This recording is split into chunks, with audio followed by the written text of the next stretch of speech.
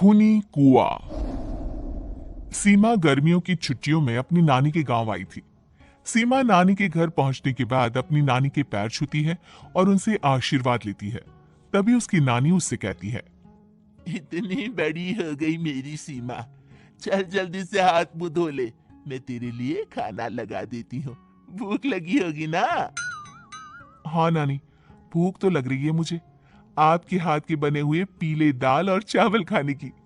कितना टाइम हो गया है मुझे आपके हाथ का बना हुआ दाल चावल खाए हुए। तू तो नौकरी में व्यस्त थी, तो तुझे कहाँ से टाइम मिलेगा अपनी नानी के लिए? और जब इतने टाइम बाद आई है तो ज्यादा टाइम के लिए रुक कर जाएगी तू। हाँ। हाँ हाँ नानी, इस बार पूरे 2 महीने के लिए आई हूँ। सीमा की नानी अंदर जाकर उसके लिए खाना बनाने लगती है। सीमा कमरे में अकेली होती है, तभी उसे किसी औरत के रोने की आवाज सुनाई देती है। वो कभी खिड़की से बाहर झांकती है तो कभी दरवाजे से बाहर झांकती है। उसे समझ में नहीं आ रहा होता है कि आखिर रो कौन रहा है। तभी नानी खाना लेकर आ जाती है। वो अपनी नानी से कहती है, नानी, कोई औरत रो रही है क्या? मैं जब से यहाँ आई हूँ तब से मुझे यहाँ किसी औरत की रोने की आवाज आ रही है। हे भगवान, कहीं ये वही तो नहीं? बोलो ना नानी। अरे कोई नहीं रो रहा, ये तेरे मन का वहम है। और तू ना अब खाना खा ले, ज्यादा यहाँ वहां की बातों में ध्यान मत दिया कर।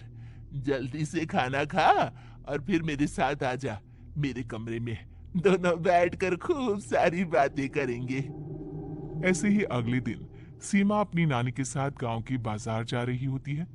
उसी रास्ते में फिर से किसी औरत के रोने की आवाज आती है। वो अपनी नानी से कहती है,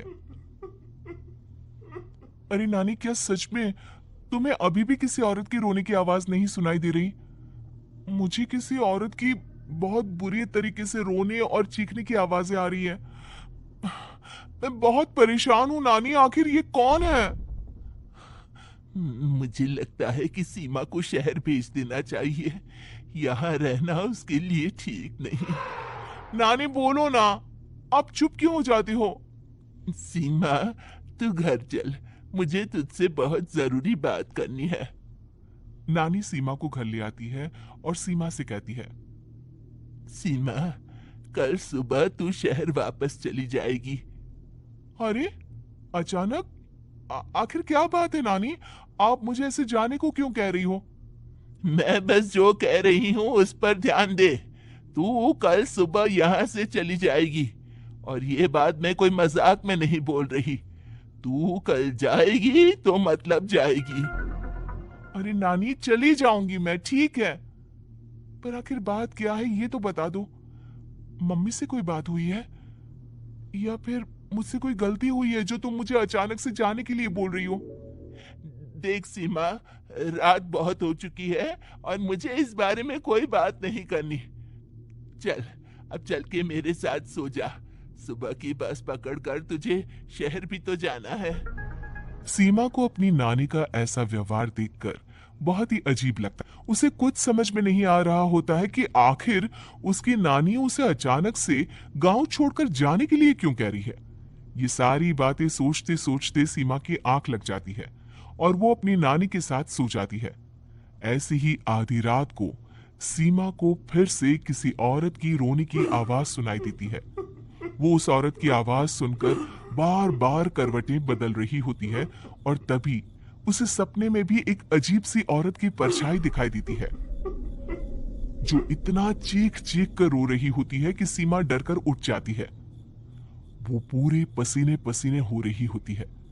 वो अपने आसपास देखती है तो घर में बिल्कुल शांति का माहौल होता है। सीमा घबरा जाती है। वो अपनी नानी को जगाने की कोशिश करती है मगर उसकी नानी नहीं जगती। सीमा को फिर से उस औरत की रोने की आवाज सुनाई देती है। आखिरकार सीमा अपने आप को रोक नहीं पाती और वो घर का दरवाजा खोलकर बाहर निकलती है। आखिर ये माजरा क्या है, आज तो मैं पता करके रहूंगी। अब आवाज का पीछा करती हुई सीमा आधी रात को गांव की चौपाल के पास बने कुएं के पास पहुंच जाती है, जहां कुएं की चारों ओर बेड़ियां लगी होती हैं। उन बेड़ियों में लगे हुए ताले के साथ एक लाल रंग का कपड़ा और माता रानी का कलावा बंधा होता है। उस कुएं में से सीमा को किसी के रोने की आवाज आती है। सीमा परेशान हो जाती है। इस कुएं में कौन है? कौन है यहाँ? सुनो, कौन है? कौन रो रहा है?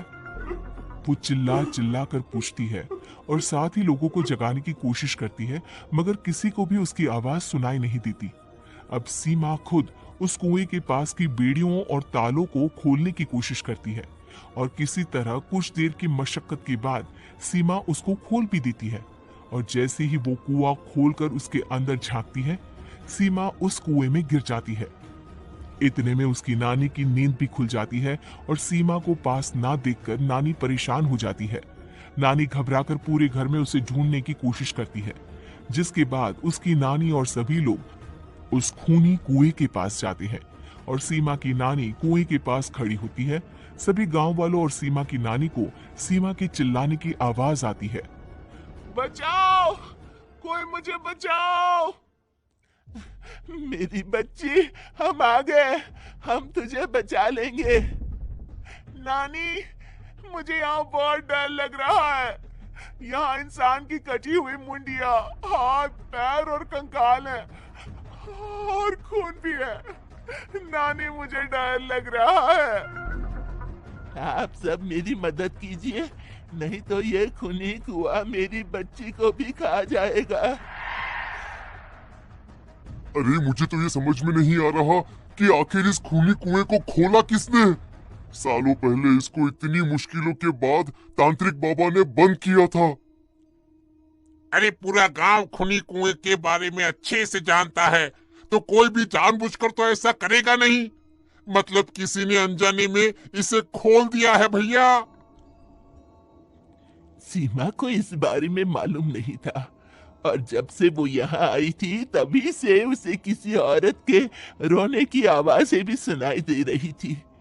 कहीं सीमा ने ही तो उसे नहीं खोला। अगर ऐसा है तो फिर सीमा का बचना बहुत मुश्किल है। वहीं कुएं के अंदर सीमा रोते हुए बैठी होती है कि उसे आवाज सुनाई देती है जो कुएं के बाहर खड़े गांव वालों में से किसी को सुनाई नहीं देता। आज सालों के बाद मुझे ताजा खून मिलेगा। तेरा खून पीकर आज मैं अपनी प्यास बुझाऊंगा।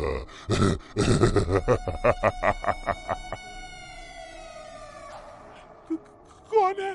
कौन है? मत मारो प्लीज, मुझे जाने दो प्लीज। मैंने किसी का क्या बिगाड़ा है?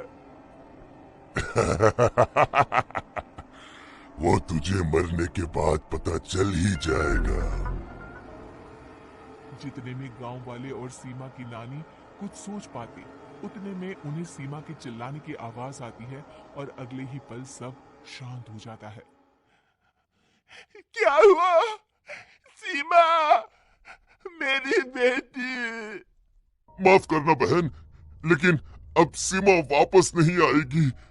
हमें एक बार फिर से कुएं को बंद करना होगा। गांव वाले तभी तांत्रिक को बुलाकर लाते हैं।